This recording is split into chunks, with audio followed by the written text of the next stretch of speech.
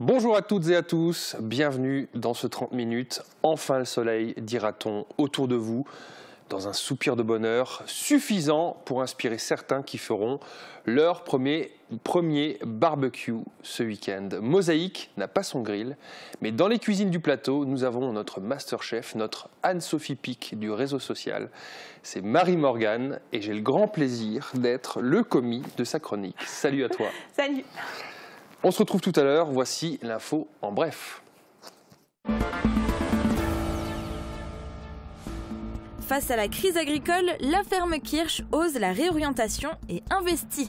On les connaît, les gérants, toujours un coup d'avance. Cette ferme à la pointe du progrès s'engage dans la diversification. Première étape, la construction d'une usine de méthanisation qui va apporter une production de chaleur équivalente à 350 000 litres de fioul. Cette énergie permettra d'alimenter 2 autres projets, une unité de séchage de fourrage et une usine de transformation laitière. Les démolitions continuent dans l'ancien quartier Gentilly. Pour l'instant, seuls 3 bâtiments sur les 15 existants ont été détruits. L'entreprise TPDL s'attaque désormais à la destruction mécanique des logements. Les travaux de démolition, d'évacuation des gravats et du tri des déchets devraient se terminer fin juin. L'étape suivante sera la validation du projet de réhabilitation. Réalisation du moteur Stirling et découverte industrielle. Plusieurs jeunes en option sciences au collège Jean Settlinger de Rohrbach-les-Bitches ont visité les ateliers du lycée technique Henri Nominé. L'occasion de réaliser sur les diverses machines quelques pièces d'un moteur Stirling, thème central de leur projet d'études. Vincent et Ryan en route pour devenir les meilleurs apprentis de Moselle. En cuisine, ils s'activent soutenus par leurs professeurs. À travers ce concours, le lycée Henri Nominé valorise le travail et l'implication des élèves et milite en faveur de l'apprentissage. Des 8 candidats en lice, Ryan et Vincent vont-ils arriver à tirer leur épingle du jeu? Réponse le 11 avril. Mosaïque primée au festival du film industriel. Un appel à candidature avait été lancé au monde industriel pour qu'ils envoient un film présentant leur activité. À l'issue du processus de sélection, le film réalisé par Mosaïque pour son client ThyssenKrupp Presta France à Florange a remporté le prix du meilleur film dans la catégorie groupe industriel. Une grande fierté pour notre chaîne de télévision locale. On va bronzer aux terrasses des cafés, le soleil est de retour. Voici les prévisions de Météo France pour la fin de semaine. Avec le Crédit Mutuel, partenaire des grands événements sportifs.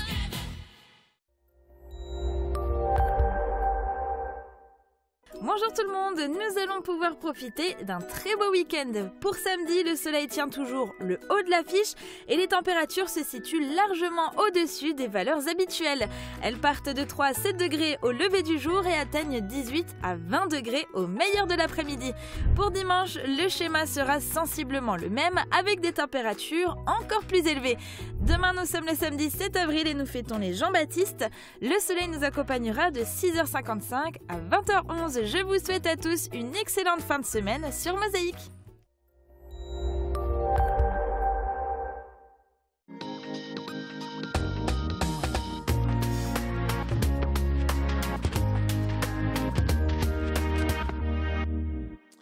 Depuis aujourd'hui et au moins jusqu'au vendredi 13 avril inclus, il n'y a plus de services périscolaires et extrascolaires à Sarreguemines. En raison d'importantes difficultés financières, l'OMAP n'est plus en mesure d'assurer sa mission et compte tenu de la procédure judiciaire, le repreneur envisagé ne peut pas encore intervenir. Le maire de la commune, Céleste Lette, a tenu à informer lui-même les parents sur la situation. Un reportage de Guillaume Dumonteil. Nous faisons tout pour que les choses avancent positivement. Une explication les yeux dans les yeux. Pour contredire des commentaires parfois injustes et mal informés sur les réseaux sociaux notamment, le maire de Sarreguemines conviait hier soir les parents d'élèves au casino des Faïenceries. Leurs enfants sont inscrits au périscolaire et aujourd'hui à Sarreguemines, il n'y en a plus, compte tenu des difficultés financières rencontrées par l'OMAP. Les parents ont du mal à faire garder leur progéniture, notamment durant le temps de midi. Certains auraient voulu que la ville mobilise du personnel municipal. Vous êtes tous soucieux aussi de la qualité de l'encadrement. est-ce que j'aurais pu trouver suffisamment de personnes pour effectivement encadrer ces jeunes avec les compétences? Certainement pas. Et le moindre pépin qui aurait pu se dérouler avec un accident dans une cour ou lors de cet accueil ou lors de la cantine, eh bien, les mêmes parents qui aujourd'hui me réclament cela, et je peux le comprendre, mais c'est pour ça que j'explique aussi que ce n'était pas possible, eh bien, ces mêmes parents m'auraient dit ben, monsieur le maire, là, vous avez mis en place des personnels qui n'ont pas la compétence, ben, moi je me porte plainte contre la ville parce que l'encadrement n'était pas avec la qualification recherchée. Une problématique liée à la sécurité explique donc l'impossibilité d'assurer aujourd'hui un service périscolaire. Il y a aussi une problématique judiciaire. La solution de prolongation à l'amiable avec l'association Les Francas, qui va a priori reprendre les activités de l'OMAP, a été rejetée. La première solution, celle qui aurait pu être retenue si l'administrateur judiciaire n'avait pas fait volte-face et a fait marche arrière en disant que la première solution, finalement, on n'en veut pas. Parents, élus, salariés, tout le monde attend avec impatience la décision qui va être rendue aujourd'hui par le tribunal de Thionville. Une liquidation judiciaire de l'OMAP est souhaitée. Et dès lors qu'il y a une liquidation, eh bien, la collectivité que je représente a la possibilité, dans le cadre d'une délégation de service public d'urgence, de désigner ipso facto un repreneur.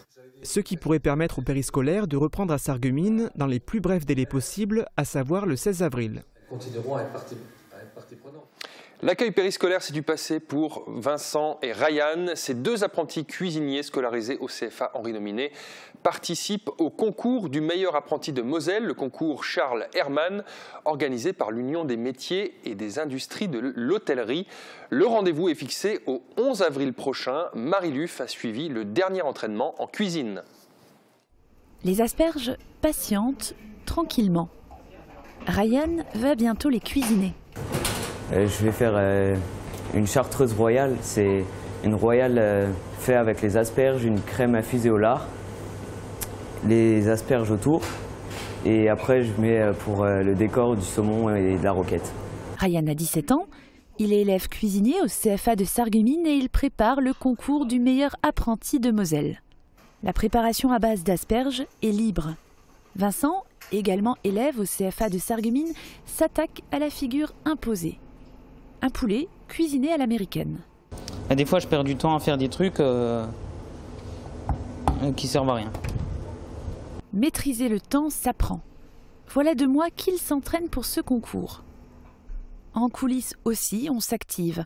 Les épreuves se dérouleront à Sarreguemines d'ici quelques jours.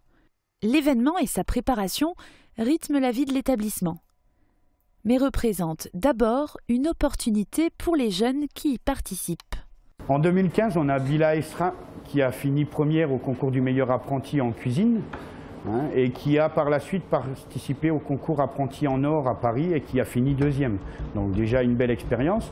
Et la deuxième chose, on a Alzheimer Jordan qui l'année dernière a gagné le concours du meilleur apprenti de Moselle et qui était au Bocuse d'Or commis de Mathieu Otto. Information reçue 5 sur 5 par les élèves, y compris par ceux qui ne participent pas. C'est bien pour eux, c'est de l'expérience et ça leur ouvre des portes. Quel type de porte? Dans des cuisines, dans des grands restaurants, choses comme ça. Des chefs qui peuvent les repérer aussi. Le lycée Henri Nominé milite en faveur de l'apprentissage. Ce concours permet de valoriser le travail et l'implication des élèves. Des 8 candidats en lice cette année, Ryan et Vincent arriveront-ils à tirer leur épingle du jeu? Réponse le 11 avril. Au concours du meilleur apprenti de Moselle, le CFA du lycée Henri Nominé sera représenté en cuisine, mais aussi en salle lors des épreuves de culture culinaire, de préparation et de mise en place. 3 candidats volontaires sont inscrits. Au lycée Henri Nominé, on ne fait pas que concourir, on lutte aussi pour l'égalité homme-femme. C'est l'objectif de l'événement Parcours de femmes. Élèves et intervenants ont pu échanger hier après-midi. Une rencontre qui a permis à certains de découvrir des métiers peu connus et de réfléchir à leur avenir. On regarde. Ce n'est pas un speed dating comme les autres. Autour de chaque table et en quelques minutes, ces élèves doivent deviner le métier des 24 intervenants. Mécaniciennes d'hélicoptères, militaires, ébénistes, informaticiennes ou encore tapissières, ces femmes ont investi des domaines souvent assimilés aux hommes et se sont mobilisées pour l'événement Parcours de femmes. L'objectif à travers leurs témoignages, susciter l'intérêt, l'ambition de chacun, mais aussi bousculer les stéréotypes autour de certaines professions et lutter contre les inégalités entre les sexes. C'est pourquoi quelques hommes étaient présents comme ce brodeur, venu expliquer ses débuts dans ce métier plutôt féminin. Quel est le salaire? Quelle formation faut-il suivre? Quelles sont vos missions au quotidien? Issus des classes de 3e des collèges environnants, de seconde générale et professionnelle, ou encore de première ST2S, ces jeunes ont pu poser des questions et s'intéresser à des domaines qu'ils pensaient inaccessibles. Parcours de femmes et d'hommes, des rencontres qui ont sûrement créé chez certains des pistes de réflexion pour la construction de leur projet d'orientation. On change d'ambiance, on entre dans une salle de réunion de la CGT Santé pour parler de la psychiatrie. Pour plusieurs soignants et représentants syndicaux, c'est le parent pauvre de la médecine. Au niveau local, ni grève ni mobilisation, mais des délégués syndicaux attentifs, notamment à la CGT. Les représentants de Lorraine se sont rencontrés hier dans les locaux du centre hospitalier spécialisé de Sarreguemines. À table, il y avait notamment Mireille Stivala, ancienne aide-soignante du CHS, devenue secrétaire générale de la CGT Santé, et Jean-Claude Kneib, le directeur des hôpitaux de Sarreguemines. Bilan santé au niveau de la CGT. Les syndicalistes se réunissent régulièrement pour faire le point sur les conditions de travail des soignants, la prise en charge des patients et la situation des établissements psychiatriques. La réunion se déroule dans les locaux du CHS en présence du directeur des hôpitaux de Sarreguemines. Je ne m'attendais pas à avoir un aréopage de personnalités aussi importantes et nombreuses devant moi, puisque je pensais que c'était une rencontre purement locale, donc je ne m'attendais pas à avoir des délégués syndicaux d'autres départements de la région Lorraine, de l'ancienne région Lorraine. Donc ce qui m'a un peu surpris au départ, mais finalement j'étais très à l'aise malgré tout, puisque les problématiques d'un hôpital à l'autre sont les mêmes. Pour moi, c'était pas. D'abord, on n'est pas dans un conflit de type grève ou un conflit syndical, on est dans une relation, je dirais, cordiale, courtoise, de discussion, d'échange de points de vue. Jean-Claude Kneib, malgré un emploi du temps chargé, leur a consacré 2 heures. Les représentants syndicaux ont décrit la pénibilité au travail et dénoncé certaines pratiques. La santé aujourd'hui est considérée comme une marchandise.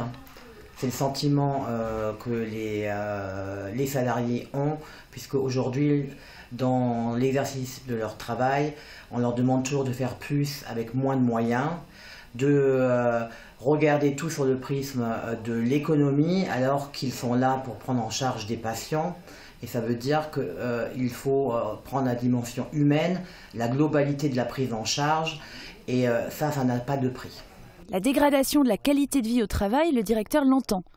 Et s'il semble surpris par certaines pratiques managériales relatées par les syndicalistes, lui ne compte pas déroger à sa ligne de conduite. Ma priorité à moi, c'est de défendre d'abord les intérêts, comme je le dis, de la boutique, c'est-à-dire de la maison, le collectif, et aussi des personnels qui y travaillent. Donc en termes de qualité de vie au travail, en termes de conditions de travail, en termes de respect des statuts, en termes de respect des emplois que ces gens occupent, et surtout, ma principale préoccupation, c'est de ne pas paupériser l'offre de soins. Des propos qui devraient rassurer les salariés du CHS de Sarreguemines, mais pas les autres. Le CHS de Sarreguemines, qui a une unité de malades difficiles, forcément est en position un peu de force dans le microcosme de la psychiatrie au niveau de la Lorraine.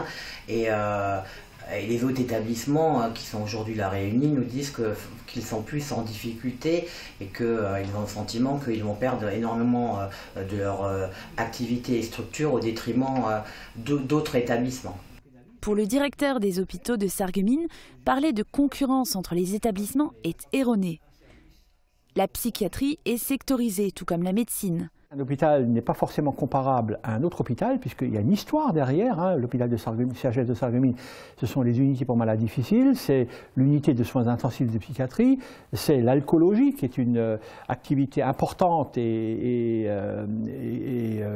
territorialement vaste pour nous. Ce qui l'inquiète davantage, la privatisation de la psychiatrie. Les représentants syndicaux de la CGT sont du même avis. Il faut protéger le service public. Voilà pour les infos du jour. On fait une pause pub et on se retrouve avec Marie-Morgane pour la question aux internautes.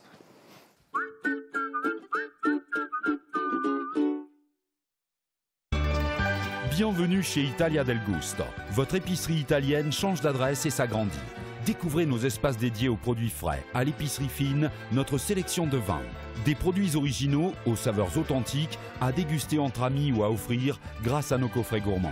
Italia del Gusto vous accueille dans un nouvel espace de 130 mètres carrés à Sarreguemines et vous propose de la petite restauration sur place. Les beaux jours sont de retour. Avec La Vie Claire, je fais ma cure de jouvence. Produits de saison, produits frais, préparez-vous pour la belle saison avec notre gamme de produits vitaminés, de compléments alimentaires, sans oublier la cosmétique garantie naturelle. Avec La Vie Claire, je cultive ma santé au jour le jour. La Vie Claire. Schöne Geburtstag! Le festival Mire de Plate, festival de langue francique et des langues de France, fête cette année son 20e anniversaire. Du 20 mars au 20 avril, la ville de Sarreguemines vous a concocté un programme exceptionnel. Exposition photo, théâtre, chansons, de l'humour, des ateliers, des conférences, sans oublier le traditionnel bal folk le samedi 7 avril et le salon du livre le samedi 14 avril. Programme complet à découvrir sur www.sarreguemines.fr. Les cloches du hameau chantent dans nos campagnes. Et ça qui se chante bien, hein? C'est de la bombe, bébé. Le son du chalumeau et quel... Restez dans le coup avec la passion de l'audition.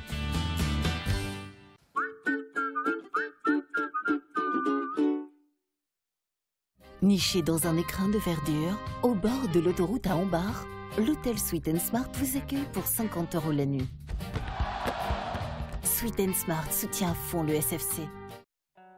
Fort de ses 70 agences et de ses 6000 intérimaires par jour, DLSI soutient le SFC en championnat. DLSI, l'énergie de vos emplois et de vos footballeurs. Le SFC concentré sur son maintien et toujours dans la course au point. Les faïenciers ont rendez-vous dimanche à Trémery pour la 24e journée de championnat. Coup d'envoi de la rencontre à 15 h en direct sur Mosaïque.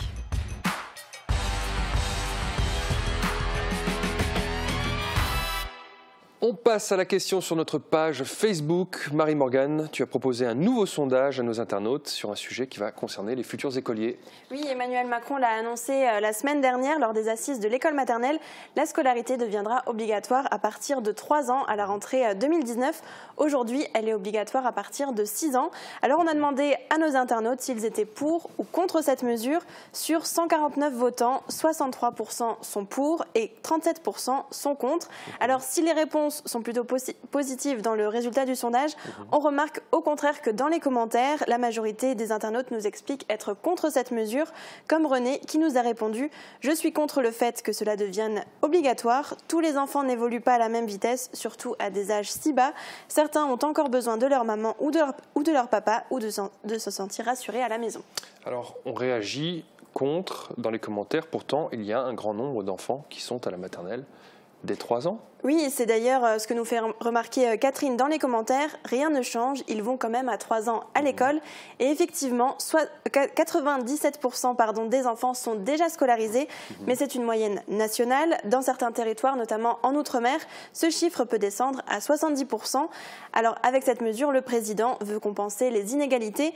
Il ne pourrait donc plus y avoir la maternelle à la carte. C'est ce que reproche Emilia à cette réforme. Elle nous a écrit « Je suis contre, mes filles sont allées à 3 ans et du fait que ce ne soit pas obligatoire, on a pu adapter les horaires ou les jours de présence en fonction de notre travail ou de son état de fatigue. » Alors, il y a déjà eu l'allongement de la scolarité de 12 à 16 ans, c'était en 1967. C'est la première fois que l'âge de l'instruction est abaissé. Donc, dès la rentrée 2019, la scolarité sera donc obligatoire de 3 à 16 ans. Merci Marie-Morgane. On reste ensemble pour faire le tour de l'actu en Moselle-Est, un sujet touchant, presque d'un autre temps pour terminer notre ZAPMI. Ça se passe autour des pistes de quilles entre Ypelin et Stirin-Wendel. «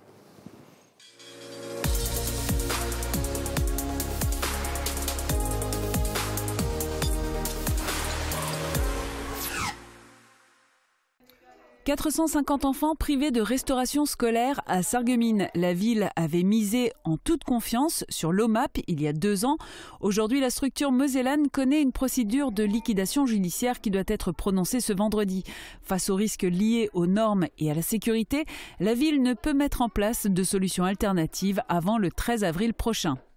Le chômage continue de décroître en Sarre, avec 6,4% le mois de mars est à la baisse, comme dans toute l'Allemagne. Une aubaine pour ceux qui maîtrisent un minimum la langue de Goethe. Dans l'Est, les frontaliers, actuellement à 95 000, devraient augmenter à 135 000 en 2030. Automobilistes, tenez-vous prêts, le contrôle technique change. Jusqu'à présent, les défauts constatés étaient mineurs ou majeurs avec contre-visite dans les 2 mois. À partir de mai, une 3e catégorie rentre en compte, les défaillances critiques, c'est-à-dire présentant de réels dangers pour les personnes et l'environnement. Il faudra donc s'attendre à une durée de contrôle technique allongée et une facture plus élevée. C'est les canalisations de frein, c'est les véhicules qui sont excessivement rabaissés, des fuites importantes de liquide de refroidissement, liquide de frein, ressorts d'amortisseurs qui sont cassés, éclairage, feu de stop, plus aucun feu de stop qui fonctionne à l'arrière. Ça, ce sont des défauts critiques. Un nouveau terrain de foot synthétique à Sarralbe pour limiter la dégradation du gazon lors des entraînements des 2 équipes de foot. La commune investit dans une nouvelle structure avec sol synthétique. Le sol synthétique est en polyuréthane, la commune se refusant d'utiliser du pneu recyclé, jugé potentiellement nocif pour la santé. Par ailleurs, un éclairage pour les entraînements de nuit va être installé. Coût des travaux, 950 000 €. La fête des enfants bat son plein au musée des techniques faïencières. Quelques 500 jeunes ont bravé la fraîcheur pour participer aux différents ateliers et ils ont eu raison. Après avoir retrouvé des poissons dissimulés dans le jardin, s'être initiés à la céramique, avoir écouté les histoires en plate de Laurent Bartel, ils pouvaient s'adonner avec enthousiasme à la pêche aux poissons d'avril.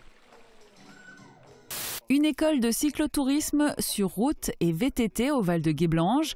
Cédric Huard et Jean-Claude Bure viennent de lancer cette initiative ouverte aux jeunes de 8 à 18 ans au programme maniabilité, éducation routière, cartographie, orientation, mécanique du vélo.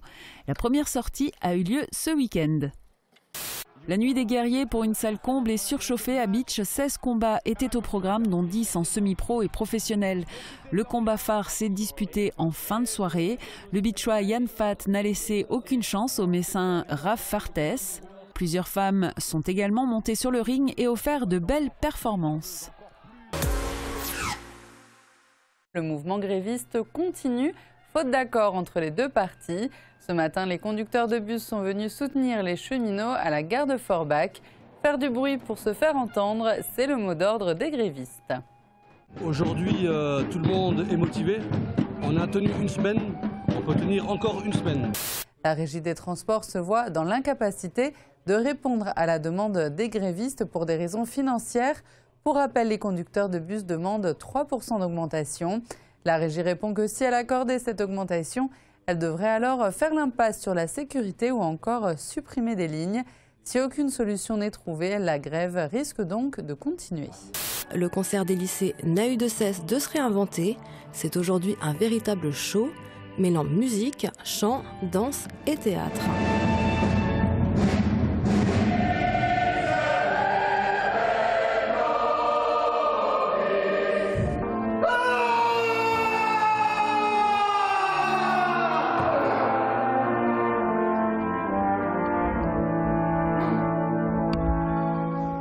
Daniel Dutch, conférencier et passionné d'histoire locale, a ressorti ses archives pour faire connaître l'histoire de Petite-Rosselle à ses habitants. Lorsqu'il y a des nouveaux arrivants, ils sont peut-être intéressés aussi pour connaître l'histoire de cette région où ils ont trouvé un lieu de vie. Et je crois que lorsqu'on a connaissance des choses, il est plus facile d'accepter les différences. Je me sens français dans tout ce que je fais, dans ma vie quotidienne. Et donc voilà, j'ai franchi le pas et j'ai demandé ma nationalité française et je l'ai obtenue. Donc je suis très fier. Je suis heureuse de partager avec vous ce moment, qui est un moment solennel, qui est un moment de joie, qui marque votre entrée dans notre communauté nationale. Le ton est donné par Madame le sous-préfet. Ce moment de réjouissance garde un côté solennel. Tout d'abord, les devoirs des nouveaux citoyens français leur sont rappelés. Respecter les lois, respecter ses concitoyens, payer ses impôts et participer à la journée défense et citoyenneté. Mais la France, c'est aussi des valeurs et des principes qui nous permettent de vivre tous ensemble. Il est très important qu'on préserve cette loi de la laïcité et que chacun la respecte pour qu'on puisse continuer à vivre ensemble sans se déchirer. Vous avez le même gâteau, mais on le divise à chaque fois. Donc c'est ça le problème, parce que les habitants n'augmentent pas dans la région. Je veux dire, ça stagne plutôt. Alors que là, vous ramenez un grand centre comme ça, les gens vont aller peut-être pour, je sais pas moi, pour des habits, ils vont en même temps se restaurer, ils vont en même temps acheter de la pâtisserie et tout ça. Donc forcément, les centres-villes vont en souffrir, quoi. Le grand phare entraînera-t-il la fin des centres-villes? Pour le moment, les avis restent partagés. 23 octobre 2017, un incendie criminel ravage le clubhouse d'Ypelin. Le local est détruit malgré l'intervention rapide des sapeurs-pompiers. Les pistes de quilles sont inondées et impraticables. Depuis ce tragique épisode, les quilleurs yplingeois s'entraînent à Stirin-Wendel. En plus, Ypelin, moi comme je suis en même temps et président du club de Stirin et dans la fédération, je les avais déjà aidés à monter leur club à l'époque. Donc j'allais pas les laisser dans la panade. Les Stiringeois ne sont pas les seuls à leur venir en aide. Großbliedersdorf accueille la section loisirs. Les compétiteurs sont répartis entre les clubs de Stirin-Wendel et Forbach. L'équipe 1 joue en National 2, elle s'entraîne à Forbach. Les équipes 2 et 3 jouent respectivement en promotion régionale et division excellence. Ils s'entraînent à Stirin-Wendel. C'est un peu un choix tactique, quoi, parce que les pistes de Forbach sont encore un peu plus dures que ceux de Stirin. Donc parce que si la une descend, vu qu'on est une équipe derrière l'autre, donc c'est la une descend, donc tout le monde descend. Donc c'est pour avoir une chance en plus de pouvoir rester au moins dans la même division, de se maintenir, quoi. Les Yplingeois ont tout de même dû s'adapter à ces nouvelles infrastructures. Les poses de la boule ne sont plus pareilles, quoi. Donc les trajectoires, il faut à nouveau tout remodeler et tout se remettre en question, quoi. C'est un peu dur, quoi. Grâce à cette solidarité interclub, Ypelin ne devrait pas perdre de licenciés. Et leur présence à Stirin-Wendel enthousiasme le président. Nous, on a un petit peu moins de joueurs qu'il y a quelques années parce qu'on avait beaucoup d'anciens qui sont partis à la retraite. Là, on a des jeunes qui arrivent mais qui ne sont pas encore formés.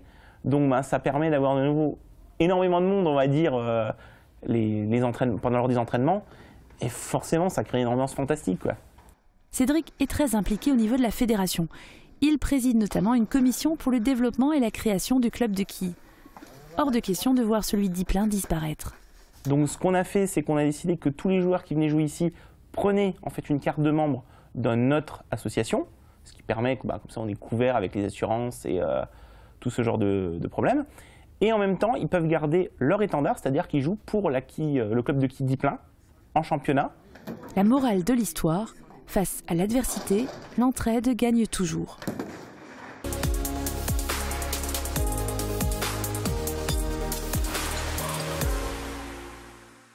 Le vendredi, on retrouve notre plate-bande. Ce numéro s'inscrit dans le cadre du festival Miret de Plate. On s'intéresse aujourd'hui à l'écriture. Depuis 10 ans, la médiathèque propose chaque mois un atelier d'écriture en plate, atelier qui a trouvé son public, témoignage de nos joyeux lurons.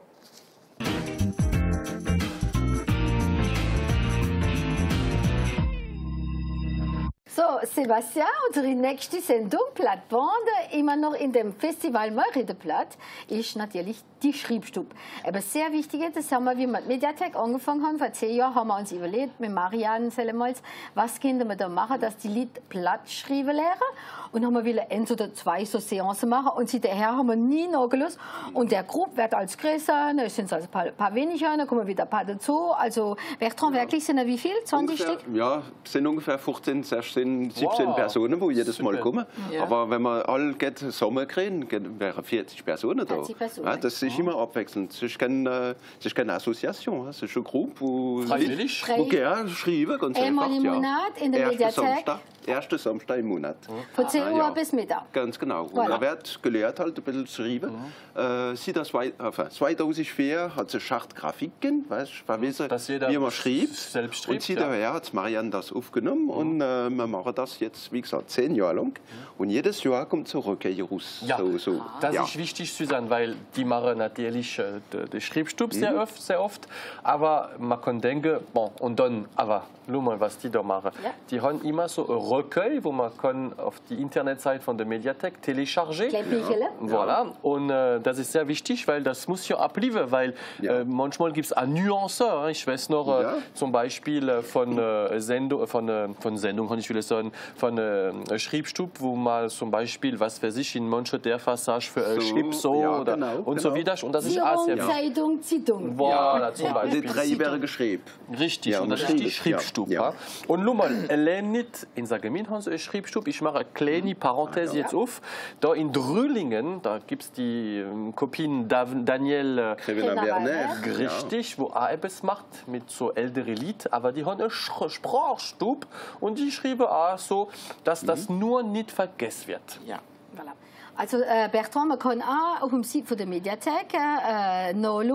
Man kann sie alle runterladen. Die ganzen Bücher kann man runterladen. Oder sogar verlangen bei uns. In der Mediathek kann es sogar als Text kriegen. Wenn das ist eine richtige Goldgrube, das ist ein Tresor, ein Tresor linguistique, kann man sagen. Also schreiben und lesen auf Blatt, ist das wichtig, was Menschen machen? Ja, im Elsass gibt es das auch, gell? Weißt du, was auf der Bombe, Camion, SP drauf ist im Elsass? Ich weiß nicht. Aber Saprül. Saprül? Ja. Und warum auf der Sage ist da PF? Bon Voyage. Bon Voyage. Und das sind, nee, das sind zwei Elsässer, die abends da reden, oh Schatz, was machst du, ein gutes Essen heute Abend? Ich gebe da dies, gell, es fängt mit dem See und sagt er, oh fein, du Charbon. Sagt nee, die Grenouille. Und der Fritzl hat auch Lehrer geschrieben in der Schule, gell? Und da fragt die Lehrerin, wie viel Buchstaben hat das Alphabet? Der Fritzl lebt den Finger. 8, Mamsell. Wie kommst du da drauf? Ah ja, der A, der L, der P, der Asch, der A, der B und der E und der T. Ja. Am Abend kommt er heim. Dann fragt er sich nach Papa. Papa, was ist denn das? Ich habe das nicht verstanden heute in der Schule. Was ist denn das? Ein Synonym. Und dann sagt der Papa, oh Fritzl, weißt du, das ist einfach. Das ist einfach ein Wort, das du holst, wenn du nicht weißt, wie das Ende schreiben. Und dann geht er wieder in die Schule, gell? Und dann macht die Mamsell dann das Frozen. Wo wachsen dann die Zitronen? Julie liebt den Finger auf Zitronier, Mamsell. Wo wachsen dann die Bananen? Der Sebastian liebt den Finger auf der Banane, Mamsell. Ja, und wo wachsen dann die Daten? Der Fritzl liebt den Finger auf dem Kalender, Mamsell. Voilà. Also für das Blattwetter, da sind wir ja platt. Und das nächste Mal, Sebastian, in unserer Sendung haben wir das Wasser bis an den Hals. Oh je, da haben wir Hochwasser, gell? Hochwasser. Bis nächste Mal. Bis nächste Mal. Le festival Mireille de Plate dure jusqu'au 20 avril. Fin de cette émission. Merci pour votre fidélité. Bon week-end et à lundi avec Flora. Ciao.